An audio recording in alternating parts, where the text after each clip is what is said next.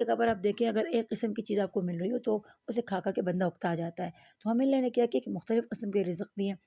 Bio diversity کی قسم میں مختلف قسم کے پھل، میوے و جات، مختلف قسم کے جانور، ان کا گوشت، ان کے دودھ، ان کے انڈے، مختلف چیزیں یہ ہمیں اللہ نے دی تاکہ ہم اس سے لطف اندوز بھی ہو سکیں اور ہمارے صحت کے لیے بھی وہ مفید ہیں۔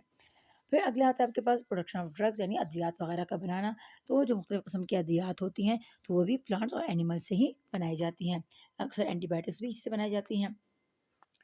اسٹریپٹومائسین، نیومائسین، ایزتھرومائسین، یہ بھی آپ کے اینٹی بایوٹکس ہی ہیں۔ اب انڈسٹریل بینیفٹس کیا ہے اسٹوڈنٹ؟ تو پلانٹ سے ہم بہت سی چیزیں استعمال کرتے ہیں جو کہ فیکٹری وغیرہ میں بنتی ہیں، جس طرح کہ ہم نے پڑھا بلڈنگ مٹیریل ہو گئے، فائبرز ہو گئے، ڈائز، ریزن وغیرہ یہ چیزیں ہو گئی آپ کے پاس۔